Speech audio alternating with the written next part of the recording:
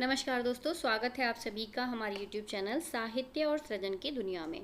तो दोस्तों, आज की जो वीडियो होने वाली है वो बहुत रोचक है। आप सभी थंबनेल देख करके समझ गए होंगे, हम यहाँ हिंदी साहित्य के इतिहास से संबंधित आज महत्वपूर्ण जो हमारी जानकारी है वो देखने जा रहे हैं। तो आज से हम क्या प्रारंभ कर रहे हैं, हिंदी साहित्य का इतिहास की एक विशेष अध्ययन श्रृंखला, जिसका कि संपादन हिंदी के सुप्रसिद्ध विद्वानों में जिनका नाम गिना जाता है डॉक्टर नगेंद्र और डॉक्टर हरदयाल जी। ठीक है, तो इस हिंदी साहित्य के इतिहास में केवल कवियों, लेखकों और उनकी रचनाओं का परिचय ही नहीं है, बल्कि भारतीय समाज, संस्कृति, भाषा, धर्म, दर्शन और लोक जीवन के विकास की एक लंबी ऐतिहासिक यात्रा हम यहाँ देखेंगे। तो हिंदी साहित्य का इतिहास, क्योंकि हिंदी के जितने भी अभ्यर्थी हैं सभी के लिए बेहद ज़रूरी है। और शुक्ल जी का साहित्य इतिहास हम काफ़ी बार पढ़ चुके हैं, लेकिन नगेंद्र जी का जो साहित्य इतिहास है ये अपने आप में बहुत अहम, बहुत ही विशेष स्थान रखता है। ये पुस्तक आप सभी के पास होगी, लेकिन क्योंकि किताब बहुत बड़ी, बहुत मोटी भी है और इसको सरल भाषा में समझाने का प्रयास मैं यहाँ करूँगी। कुछ भागों में जो ये पुस्तक बटी हुई है, आप लोग इसको देखेंगे आगे। मैं यहाँ आज पुस्तक का परिचय पूरा दूंगी कि हम यहाँ किस तरीके से इसके एक एक पार्ट पर काम करने वाले हैं। ठीक है, तो इस श्रृंखला में हमारा उद्देश्य केवल पुस्तक का अध्ययन ही नहीं करना होगा, बल्कि हर एक विषय को सरल भाषा में तार्किक क्रम, परीक्षा केंद्रित जो दृष्टिकोण है, महत्वपूर्ण तथ्य, कालक्रम, चार्ट, इन सब के माध्यम से देखेंगे। शॉर्ट वीडियोस में बीच बीच में अपलोड करती रहूँगी। ब्लॉग का जो लिंक है वो मैं डिस्क्रिप्शन बॉक्स में आप लोगों को दूंगी, तो ब्लॉग पर जा कर के भी आप जो यहाँ में मैटर रहेगा उसमें से जो भी महत्वपूर्ण पार्ट है वो मैं ब्लॉग पर जा कर के अपलोड ज़रूर करूँगी। तो आप ब्लॉग को ज़रूर सब्सक्राइब कीजिएगा, वहाँ पर आपको फ्री ऑफ कॉस्ट सारा चीज़ें जो हैं वो पढ़ने के लिए मिल जाएंगी। ठीक है, तो विलम्ब नहीं करते हैं, साहित्य की इस ज्ञान यात्रा का शुभारंभ हम यहाँ करते हैं। और सारी चीज़ें शुरू करने से पहले एक छोटी सी बात कि हिंदी साहित्य का इतिहास दरअसल है क्या, ये साहित्य का इतिहास हमें क्यों पढ़ना पड़ता है। जब हम हिंदी साहित्य के इतिहास जो शब्द है उसे सुनते हैं तो सबसे पहले हमारे मन में ये प्रश्न आता है कि आखिर साहित्य का इतिहास क्या होता है। तो सरल से शब्दों में कहें तो किसी भाषा के साहित्य के विकास की जो क्रमबद्ध, तर्क संगत और ऐतिहासिक व्याख्या है वही साहित्य का इतिहास कहलाती है। और यहाँ केवल कवियों, लेखकों और उनकी रचनाओं की सूची नहीं मिलेगी, बल्कि साहित्यिक प्रवृत्ति कब विकसित हुई, उसके पीछे सामाजिक, राजनीतिक, धार्मिक और सांस्कृतिक परिस्थितियाँ क्या थीं, उन परिस्थितियों ने साहित्य को किस प्रकार से प्रभावित किया। तो साहित्य के इतिहास में हमें आदिकाल से लेकर के आधुनिक काल तक की साहित्यिक यात्रा से परिचय हम यहाँ करते हैं, देखते हैं। बहुत सारे हिंदी साहित्य के इतिहास आप लोगों को देखने के लिए मिलते हैं। तो हरदयाल जी की इस पुस्तक में हम क्या क्या देखने वाले हैं, ध्यान से देखिएगा। नगेंद्र जी और डॉक्टर हरदयाल जी की पुस्तक में यहाँ सरल और परीक्षा केंद्रित अध्ययन हम करेंगे, बहुत ही सरल भाषा में इसको समझेंगे। पुस्तक 4 खंडों में विभाजित है, जैसे मैंने आपको बताया। 4 खंडों में इसका विभाजन तो है, लेकिन 4 खंड अपने आप में बहुत बड़े हैं, बहुत ही विस्तृत हैं। सबसे पहले हर एक पुस्तक में भूमिका आती है। यहाँ मैंने भूमिका लिखा नहीं है, लेकिन भूमिका भी अपने आप में बहुत महत्वपूर्ण होती है, तो पुस्तक की भूमिका भी हम देखेंगे। तो यहाँ हमें बहुत सारे जो भाग हैं इसके बनाने पड़ेंगे। और यहाँ क्या करेंगे, हम एक प्लेलिस्ट तैयार करेंगे। प्लेलिस्ट में आपको सारी वीडियो एक जगह देखने के लिए मिल जाएंगी। साहित्य इतिहास कोई सा भी पढ़ें आप, लेकिन उसको समझना बहुत ज़रूरी है। तो यहाँ जो इनकी ये पुस्तक है कितने खंडों में कैसे बटी हुई उसको थोड़ा देखते हैं।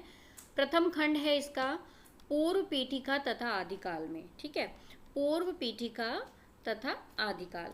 तो यहाँ इसमें अध्याय 1 दिया हुआ है पूर्व पीठिका, दूसरा अध्याय है आदिकाल।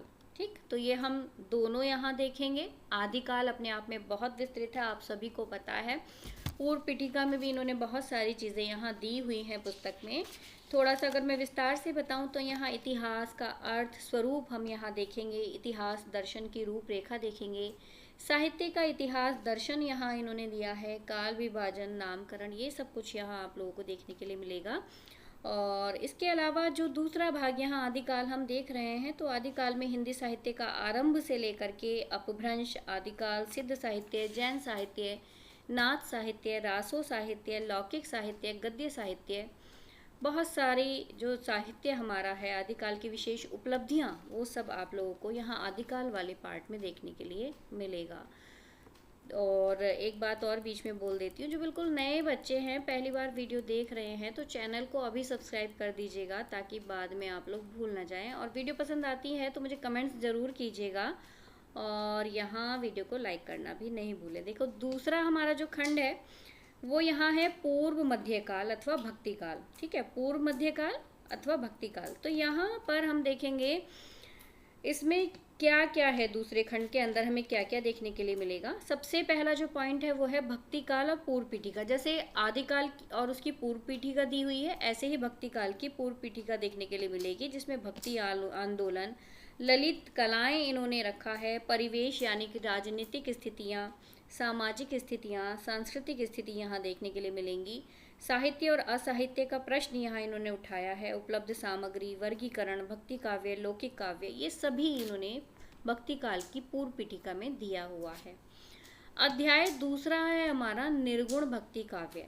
तो निर्गुण भक्ति काव्य में हमारा जितना भी संत काव्य है, निर्गुण भक्ति काव्य का जो स्वरूप है वो यहाँ देखने के लिए मिलेगा। साथ ही निर्गुण भक्ति धारा के जो प्रमुख कवि हैं, रामानंद हैं, और कबीरदास, रैदास, नानक देव, जम्भनाथ, हरिदास निरंजनी, लालदास, दादू दयाल, मलूकदास, बहुत सारे जितने भी हमारे यहाँ कवि आ जाते हैं, पूरा संत काव्य, सामान्य प्रवृत्तियाँ, रस, भाषा, अलंकार, छंद, युग बोध, प्रेमाख्यान काव्य, ये सब इसके अंतर्गत आ जाएगा।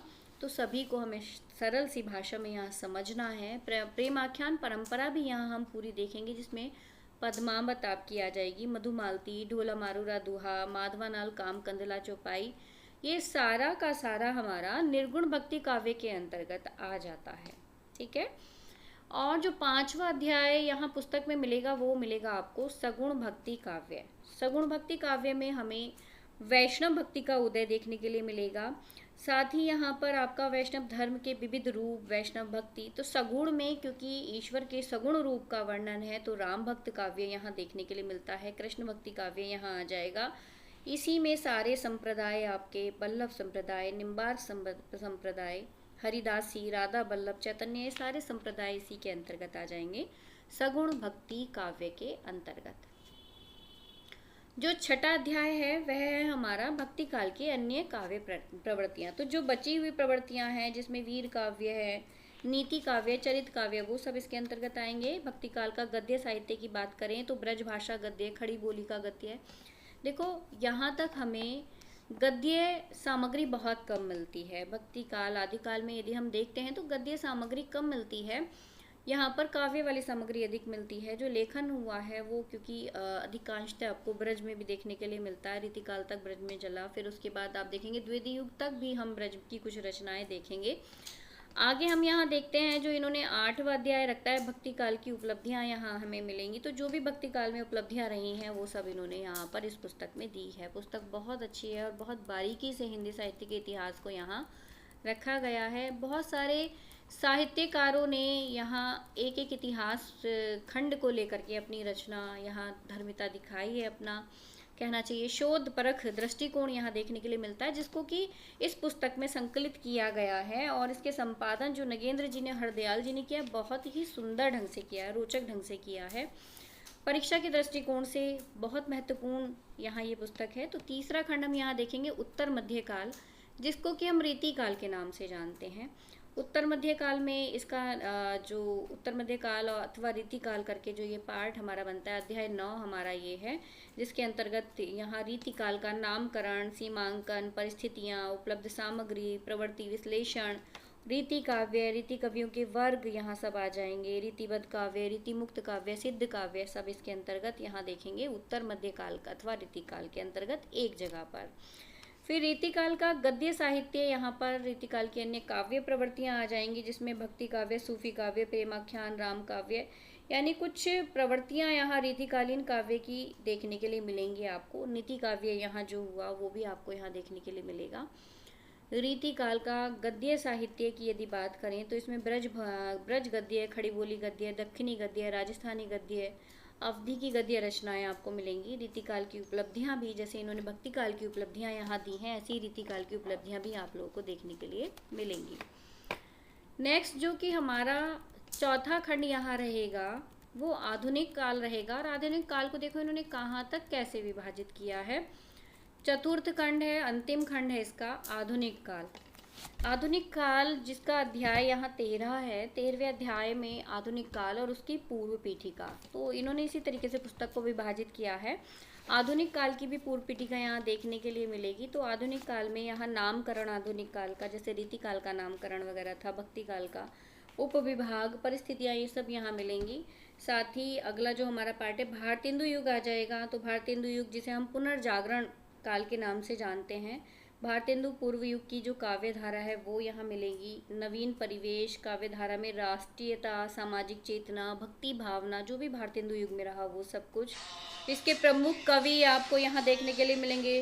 भारतेंदु युग के जो प्रमुख कवि हैं वो आपको यहाँ मिलेंगे। मूल्यांकन, फिर साथ ही यहाँ गद्य साहित्य आपको देखने के लिए मिलेगा भारतेंदु युग का। तो गद्य साहित्य में जो भारतेंदु युग में नाटकों का विकास हुआ प्रमुख रूप से, कहानी, उपन्यास, निबंध, आलोचना, गद्य साहित्य, साथ ही कुछ पत्र पत्रिकाओं से संबंधित जो एक प्रमुखता आपको मिलती है वो यहाँ मिल जाती है। सभी को पता है कि भारतेंदु युग से आधुनिक युग का विकास माना जाता है।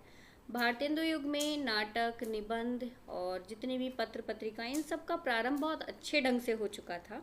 तो भारतेंदु युग भारतेंदु जी के नाम से जाना जाता है, आधारशिला माना जाता है एक तरह से आधुनिक काल की। और अध्याय जो 15 है वो है हमारा द्विवेदी युग। और द्विवेदी युग में हम यहाँ देखेंगे द्विवेदी युग को इन्होंने विभाजित किया है। सबसे पहले कुछ काव्य धाराओं में यहाँ मिलेंगी विभाजित इसकी जागरण सुधार काल, क्योंकि द्विवेदी युग को कहा जाता है। तो भाषा पर बहुत ही विशेष बल यहाँ दिया गया है द्विवेदी युग में। इसके प्रमुख कवि यहाँ मिलेंगी। द्विवेदी कालीन कविता की प्रमुख प्रवृत्तियाँ देखने के लिए मिलेंगी। और ब्रज भाषा का काव्य, गद्य साहित्य मिलेगा जिसमें उपन्यास, कहानी, निबंध, आलोचना। कहानियाँ जो आप लोगों को पहले नहीं मिलती वो आधुनिक काल से यहाँ आप लोगों को देखने के लिए मिलेंगी। निबंध हो गया, आलोचना हो गया, गद्य साहित्य की विधाएं हो गई जिनमें जीवनी साहित्य और आपका यात्रा, व्रत, संस्करण, ये सभी द्विवेदी युग के अंतर्गत आएगा। अध्याय 16 में विभाजित है यहाँ छायावाद युग, अध्याय 16 में आ जाता है। और छायावाद में उसकी सीमांकन, नामकरण, परिवेश, ये सब कुछ आ जाएगा। काव्य धारा आ जाएगी। और राष्ट्रीय सांस्कृतिक कविता के प्रमुख कवि हमें छायावाद युग में देखने के लिए मिलेंगे, जिसमें कि आप देखेंगे जयशंकर प्रसाद जी हो गए हमारे। राष्ट्रीय सांस्कृतिक कविता के अंतर्गत हमारे जो कवि आ जाते हैं वो आते हैं माखन लाल चतुर्वेदी, सियाराम शरण गुप्त, बालकृष्ण शर्मा नवीन, सुभद्रा कुमारी चौहान, है ना। और उसके अलावा यहाँ पर जो छायावाद के कवि हैं वो भी आ जाते हैं, जिसमें जयशंकर प्रसाद जी, सूर्यकांत त्रिपाठी निराला, सुमित्रा नंदन पंत, ये सब आ जाएंगे। फिर प्रेम और मस्ती का काव्य, हास्य व्यंग्यात्मक काव्य, ब्रजभाषा का काव्य और साथ ही गद्य साहित्य भी यहाँ जोड़ा गया है, जिसमें नाटक, एकांकी नाटक, उपन्यास, आपके कहानी, निबंध, समालोचना, गद्य साहित्य की अन्य विधाएं जिसमें आपकी रेखा चित्र, संस्मरण, ये सब देखने के लिए मिलेंगे। साथ ही पत्र पत्रिकाएं, उनका मूल्यांकन, पत्र साहित्य, अभिनंदन, स्मृति ग्रंथ, ये बहुत सारी चीज़ें जो बहुत ही महत्वपूर्ण हैं वो सब आपको यहाँ इस पार्ट में यानी छायावाद युग में यहाँ पर इस पुस्तक में देखने के लिए मिलेंगे।